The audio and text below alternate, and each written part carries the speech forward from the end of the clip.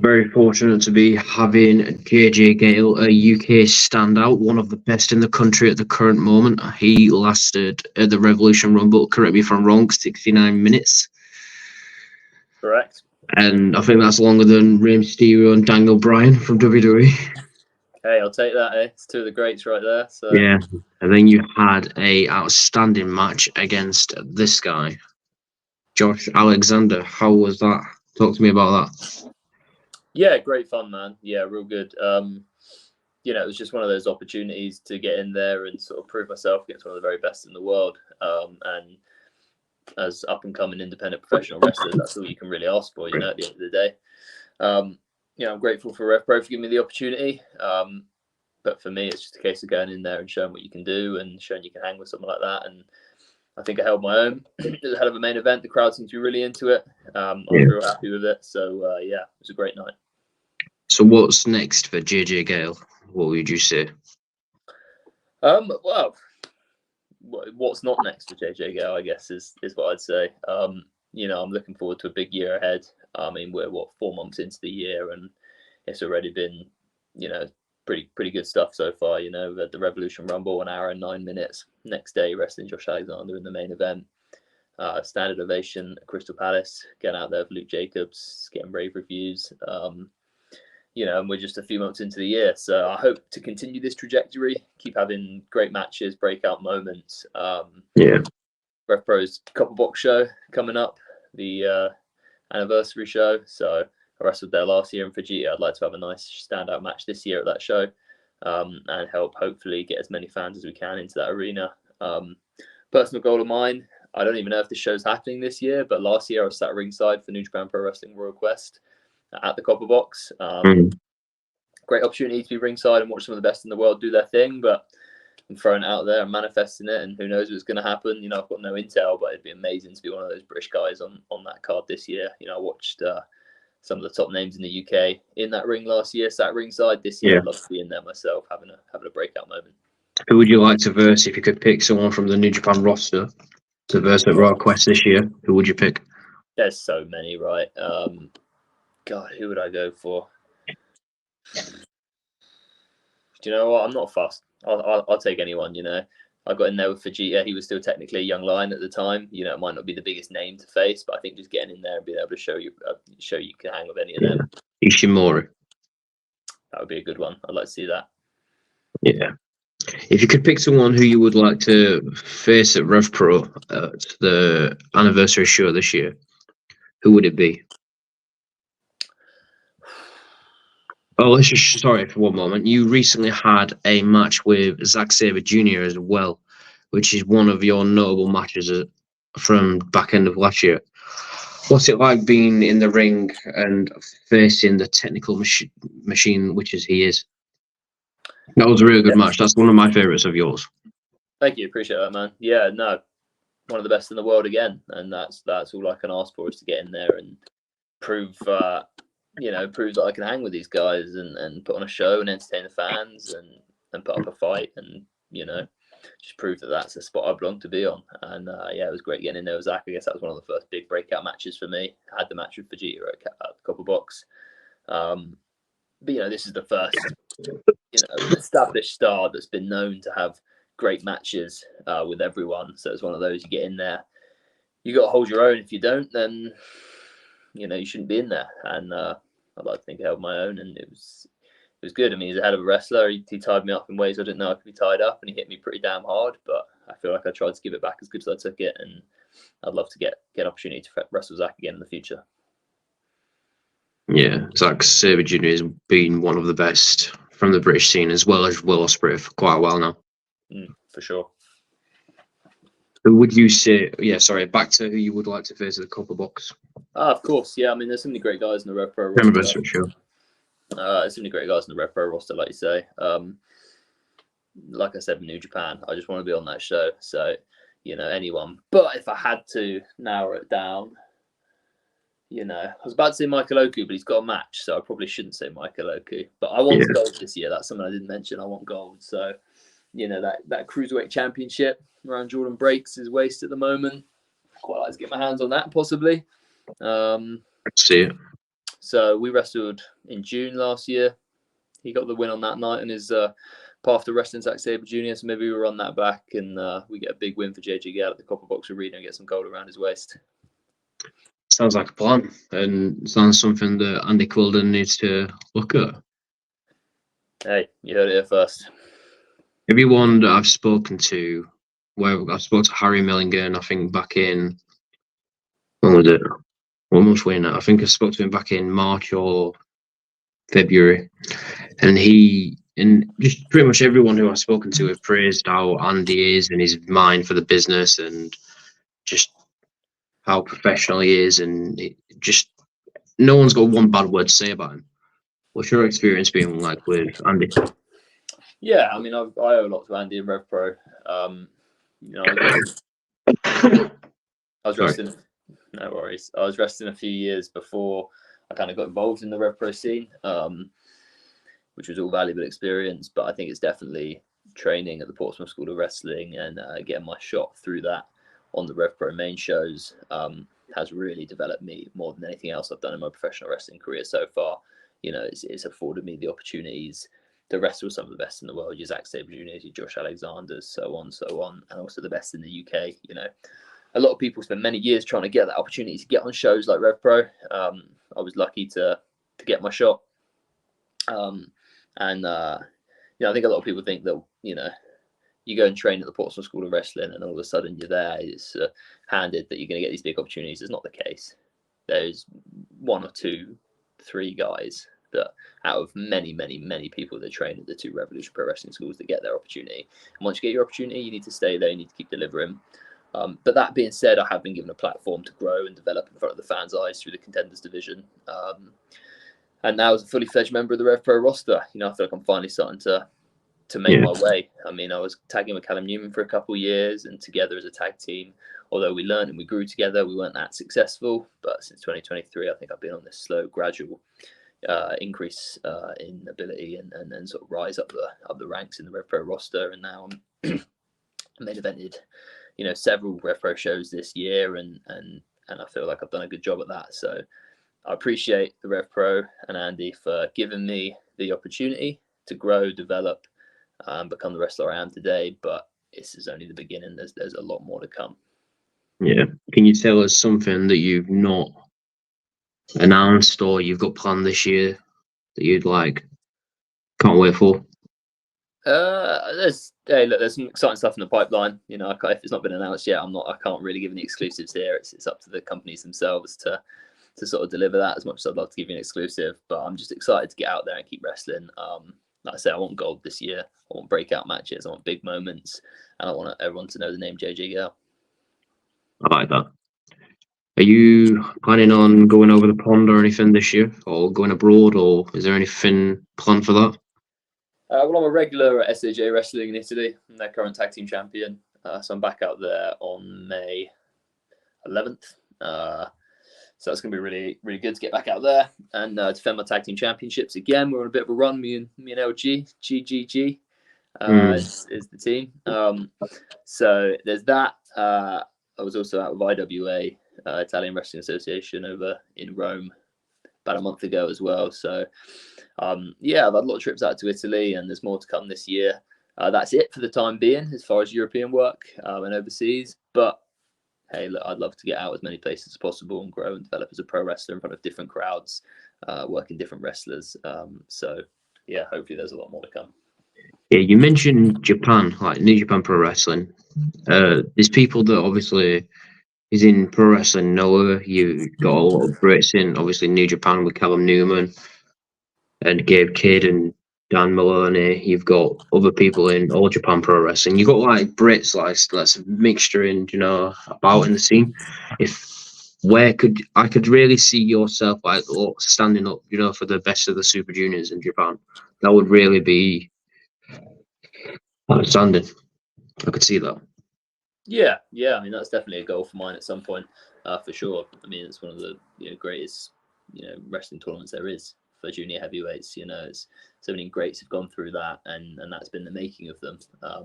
So that's a path I'd love to follow myself. And you mentioned some of the Brits that are out there at the moment. I'd love to wrestle any of those guys, especially on that stage. You know, step by step, I've just got to keep moving in the right direction, and I do believe that JJ Gale will be wrestling in Japan one day. Yeah. You've got an upcoming match against Ricky Knight Jr. Is this how many times have you been in the ring with Ricky? Oh, I mean, you put me on the spot. So off the top of my head, I don't know an exact number. We obviously wrestled a couple of weekends ago in a triple threat for Connor Mills, main event of RevPro 229 live in London. We have wrestled in a singles at the 229 back in 2021. He's an unbelievable talent as well. Yeah, absolutely. Yeah, super talented guy. Bright future ahead of him, no doubt. First time we wrestled actually was on a lot lower level independent promotion back in 2018, and we had a singles match for LDN wrestling actually way back when, in, I can't tell you off the top of my head, some town somewhere in a small theatre building. But that's the first time I came across Ricky and we wrestled. And even back then I was like, this guy's, you know, he's got a lot going for himself, and he was probably only 16, 17 at the time.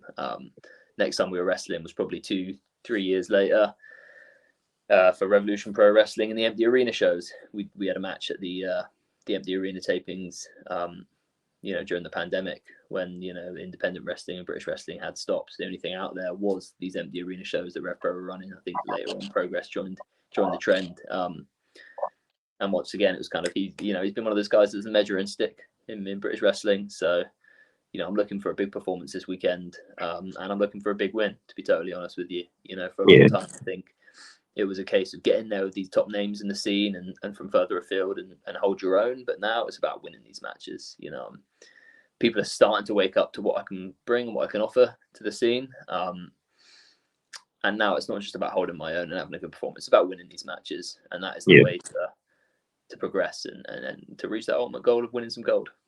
So the goal for you is this year, like you mentioned, standout moments, breakout moments, good matches, wins, cruiserweight championship, and maybe new places. But the most important thing, I would say, for JJ Gale is this year is to get as many matches under his belt as possible, and like all eyes on you. That's what I would say. Everyone needs to know who JJ Gale is. Absolutely, I think you're right there. Yeah, I mean, the more experience you get, the better you get, right? So that's like that with anything in life, and the more it's like the craft. The more that you're at it, the more dedicated and consistent you are, the more it'll come. That's it, mate. And the better you will get. How you mentioned COVID with the NT arenas. How was COVID for you? Yeah, I mean, it was a real shitty thing to happen for everyone, right? And in the grand scheme of things, I had it a lot better than most other people. I was in a point in my life where it wasn't ideal, and it wasn't ideal for anyone, but I feel like it also came at the best possible point in my life in a weird way, in the sense that I was, in my late teens, early 20s, finishing off a degree, which sucked. I couldn't do some of the final things in my degree. It was also when I just started wrestling regularly and on the road with guys like RevPro. Really started to find my feet a bit and pick up a bit of momentum and feel like I was really learning and getting to grips with things, and then it all halted. But having said that, if it was to happen now, it would suck even more, where I really feel like I'm hitting my stride. So it's a real shit thing to happen. And it did suck in a lot of ways, but I just tried to make the most out of it. Got on the home workouts. I'm looking at them now. I've got some weights and stuff here. I was using them out in the garden. I was watching matches and trying to do what I could to keep progressing forward, while in a global pandemic. So I was really grateful for RevPro for running the Empty Arena shows, gave us all a chance to come back together and be pro wrestlers again and work, even if under particularly weird circumstances. Yeah, how would you say Will Ospreay has been for? What's the word I'm looking for? How would you say Will Ospreay has been for not just yourself, but for other performers? Like when he's been at RevPro and whether he's been there to pick his brain, or how would you say he's brought everyone together? Yeah, I mean, he's in my opinion one of the godfathers of British wrestling, right? This era, like you say, the Zacks and the Wills. they're the standard bearer. You know, they're the measuring stick of where we all want to go. You know, and what I respect most about Will, I think, is that no matter how much of a star he's become, how many massive things he's done in the wrestling business, he's always remembered his roots, and he's always been extremely giving to the British wrestling scene. And you know, he's not one of these guys that's, you know, found his fame and he's just gone on to bigger and better things. You know, he's always made the effort to come back, especially for RevPro, and to bring eyes on our product. You know, a lot of people may come to a RevPro show because there's a Will Ospreay match, but then they'll stay for the JJ Gales, the Michael Okus, so on and so forth. So I really appreciate that. And, you know, Will, he's incredible in the ring. If he's backstage or producing a match or whatever, you're going to learn so much. So it was a resource that we knew we were lucky to have while we had him, and now we don't have that quite so much with him, you know, in AEW doing his thing week in and week out. But yeah, he's a super giving guy, and he wants the best for the scene and for British wrestling. And yeah, he certainly helped me out over the years. You mentioned about him coming back, like, he's not forgot his roots and stuff. And one thing what I like about Will, and obviously apart from him being one of the best in the world and other little bits and bobs, and he's not forgot his roots like you've just mentioned, but he's gone to AEW, finished up in Japan, but he still comes home each week. Do you know what I mean? America, UK, and that'll take a toll. Do you know, we're traveling and stuff, but he does it. And when Triple H said, if you don't want the grind, they didn't want him. And then obviously Will did that promo, and he's right. Will has this different grind to everyone. We all grind at something each day, and Will going back and forth because of his family. That shows how dedicated he is and stuff like that.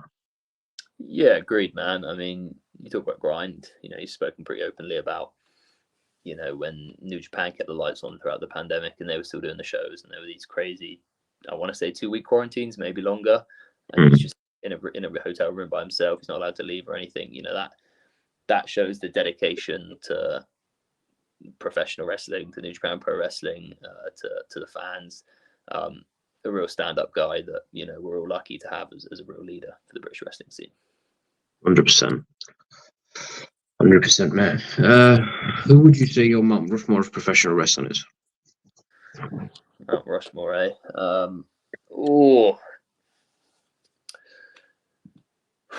So I guess it depends how you're looking at it, right? I mean, for me, personal favorites,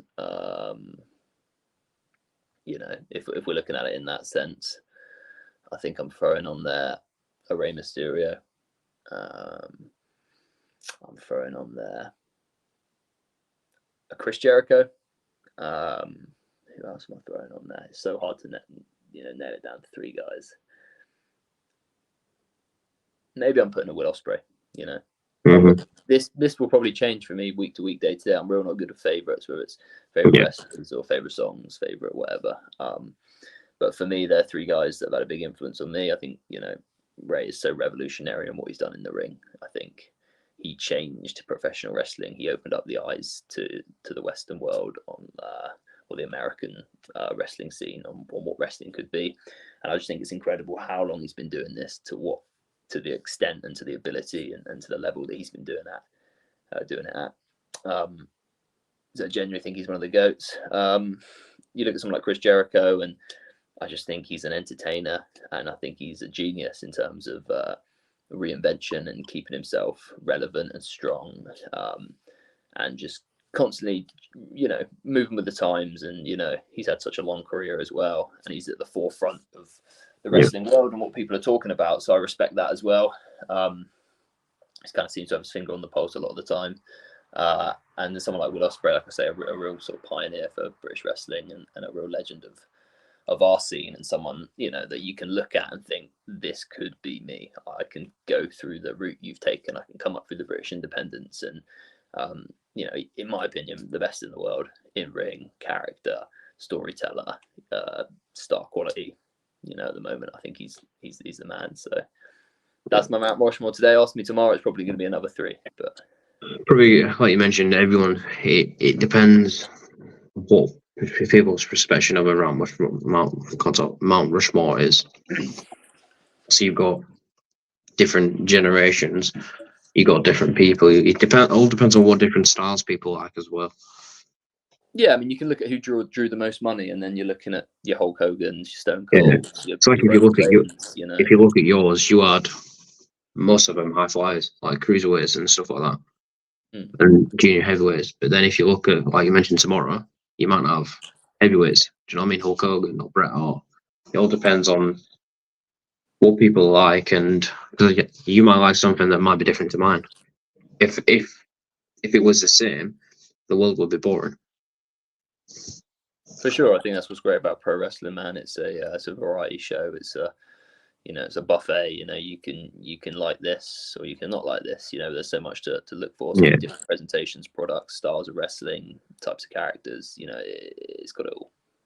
Yeah, you get involved in the characters and you get hooked, and it's the storylines, and it's not. One thing what does my head in is when people say it's fake, and I'm like, do you know what actually the wrestlers are landing on?